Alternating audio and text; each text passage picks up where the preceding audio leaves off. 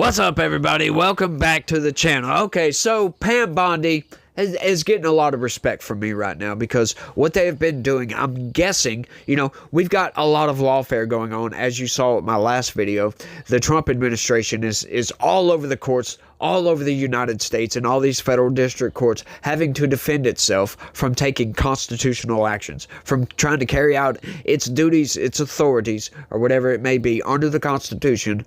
All that's getting challenged for some reason.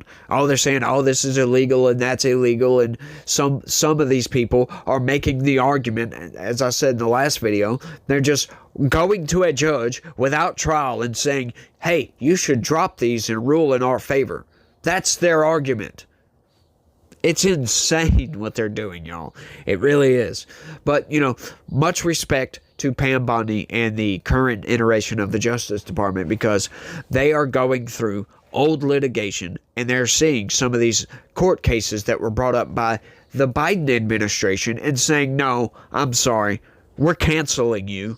As a matter of fact, check this out. I've got a couple of them, by the way. U.S. Justice Department drops lawsuit accusing Pennsylvania city of diluting power of Hispanic voters. This is absurd, y'all. The U.S. Justice Department has withdrawn its lawsuit that accused a heavily Hispanic city in Pennsylvania of illegally diluting the political power of its growing Hispanic population. And I wonder how they did that. We'll never know, folks. U.S. District Judge Caroline, I'm not even going to attempt to pronounce that. Michalczyk? Yeah, Michalczyk. We'll say Michalczyk. In Scranton, approved the dismissal of the case against Hazeltown on Tuesday, a day after the Justice Department requested it. It is the latest example of the department under President Donald Trump dropping or withdrawing from a voting rights case begun under former President Joe Biden, including a case in Georgia, which is the next one we've got coming up on this same video. The department didn't explain in its court filing why it was withdrawing or issue a statement on the case Tuesday. That was a weird way to phrase that. Why it was withdrawing or issue a statement. Okay, whatever. The department's initial lawsuit filed in January said the at-large system of electing city council members as opposed to electing them by district was unfair to Hispanic voters and prevented them from getting elected to city council. But they don't explain how the system that is used works. They don't explain how it is prejudiced against Hispanic voters, how it's disproportionately affecting the Hispanic population. They don't explain that at all. The Justice Department argued that the system violated the Federal Voting Rights Act and had sought a court order requiring the city, the 5-member city council, and Republican Mayor Jeff Cusack to come up with a new system. See, this is a manipulation tactic by the corporate press, by the way, because they'll tell you, instead of doing it this way by district, they was doing something wrong. But see, it's incumbent upon whoever's bringing the facts to tell you how that system works and why it's wrong. If they're going to explain it, explain the whole thing. But this is a manipulation tactic by the corporate press. A lot of times, and they do this all the time, they'll say, these people accuse the Trump administration of blah, blah, blah, blah, blah, blah, blah, blah, blah, and then they'll go on and on and on and on and on and on. And you forget about that. This is just a unnamed source that accused them of doing something. They never provide any proof. They never provide evidence, none of that. They never provide statements from the accused. They just give you the statements of the accuser and what it was all about. They don't ever give you the other side. And if they do, it's very, very brief, and it's all the way at the end of the article. It's nuts, y'all. It really is.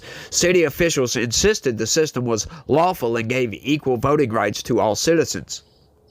But once again, they still don't explain how. They pointed out that Hispanic residents serve on city boards and authorities although none have been elected to city council. What does that tell you? Like once again, the question must be asked at this point, and I'm sure you guys are begging the question, has any Hispanic people ran for city council? That's once again, they leave this type of information out. You can't have a Hispanic city council member if none of them have ran, by the way. This is why DEI is racist, as a matter of fact. Because they say, oh, well, we need, even amounts of minorities and all this other stuff. Well, hang on. What if you don't have those minorities applying for that certain job? Like, they'll go to certain places and say, you have too many white people. You need more diversity. What if these, blacks and Hispanics, whatever it may be, what if they don't apply for these jobs because they don't want them? What do you do at that point? It's insane. In a statement Tuesday, Cusack took credit for the dismissal, saying the city's arguments in court exposed the fundamental weakness in the department's accusations. The department had adopted the baseless assumption that the city's non-Hispanic white voters vote as a bloc to defeat Hispanic candidates, Cusack wrote. Imagine that. Imagine that. But this is how that whole diversity, equity, inclusion, it's all rooted in Marxism, folks. It's all putting people in certain groups. That's why they're always, so intent on saying, oh, the black people and the Hispanic people and, this minority and that minority. They want you to be put in groups. Instead, most people, I imagine, y'all let me know down in the comment section, most people don't view the black community. That's just people, for crying out loud. Right? We don't have a Hispanic community. That's an American community, by the way. If you were born and raised in the United States, you're an American, period. Full stop. Yep, full stop then period. Because, you know what I'm saying? Grammatically, that wouldn't be correct. Sorry. But I could be wrong on this. I don't view, groups of people as groups of people. How they view people, right? It's just people. That's it. You have a city population. You have neighborhood populations. Sure, we have those groups. But those groups are generally diversified. Like, I understand, we do have segments of neighborhoods and stuff like that have predominantly black or predominantly white or predominantly this or predominantly that. But, to me, that doesn't really matter. That's kind of ancillary to what's going on here, right? These people are racist, as a matter of fact. They're Marxist. I'll say that. I'll say allegedly Marxist and seemingly racist for wanting all this. And that's a good example. It's baseless accusations of, oh, well, we think this because of this reason. Because if you look at it through the lens of Marxism, that's how it appears. But, reality has a way of working itself out a lot of times. The city's voters can change the system through a referendum, he said. Yeah, if they feel it's unfair to Hispanics. Which, once again, how can a system to vote in city council members discriminate? How? Discriminate against anybody. Anybody can run for city council, for crying out loud.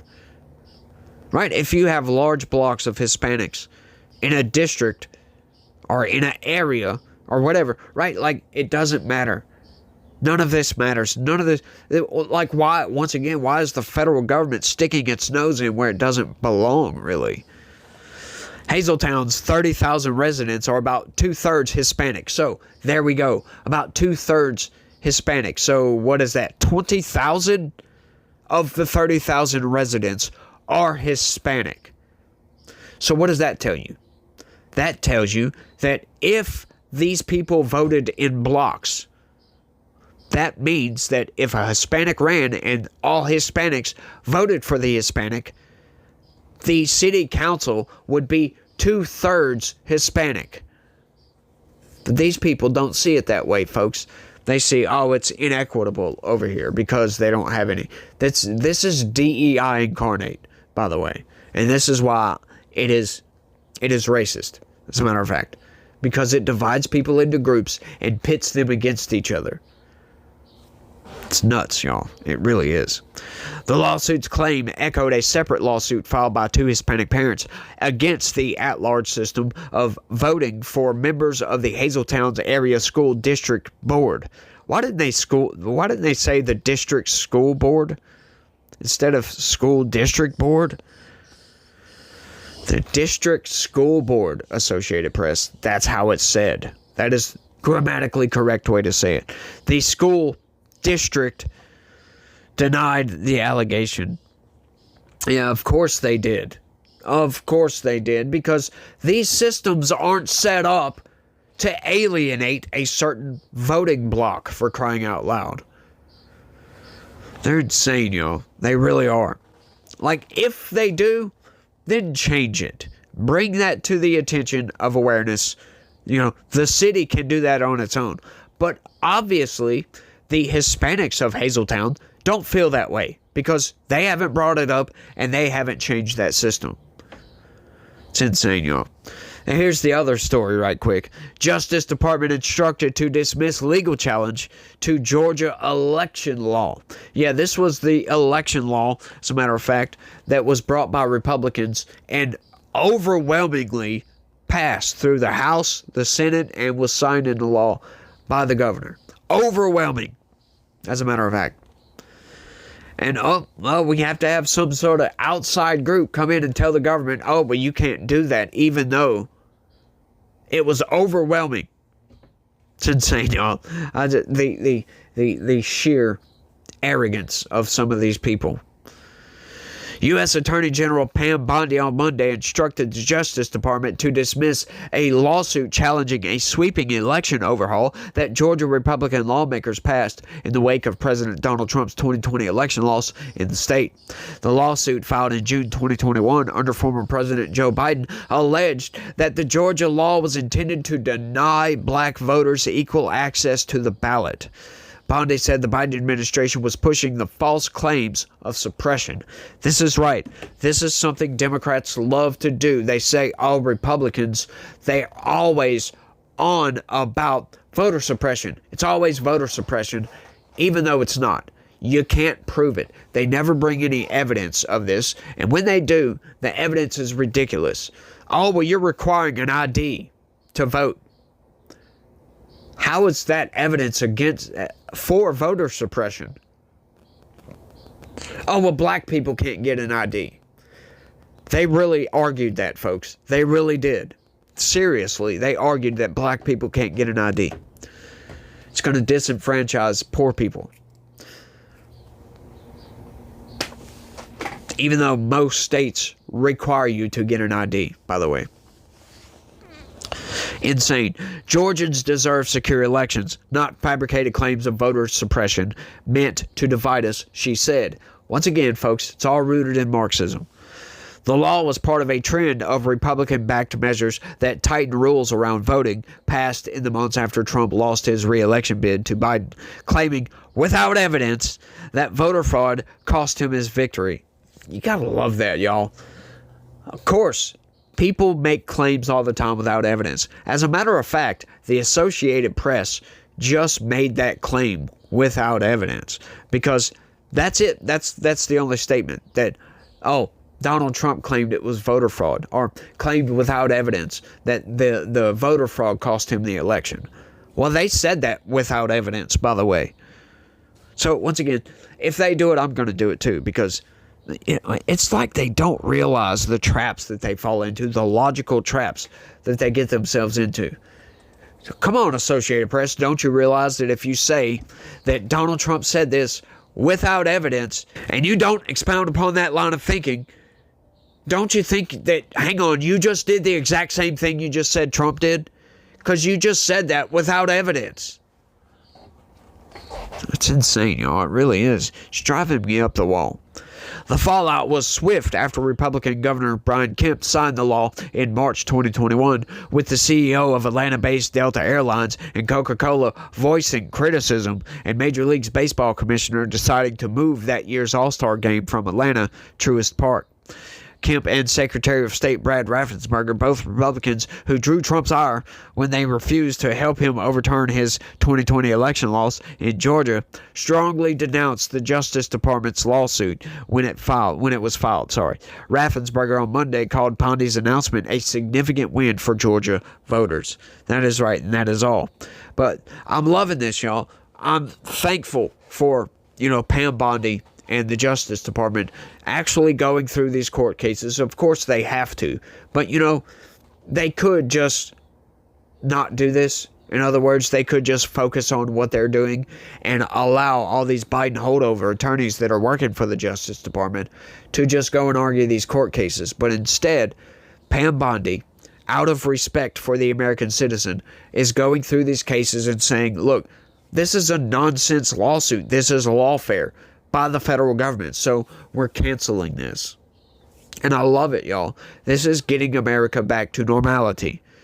People don't realize just how far out of alignment with the Constitution we gotten under the Biden administration. It was really bad, y'all. Like, if you really want to know, if you really want to do a deep dive on just topical news, go through my video archive from a year ago, by the way.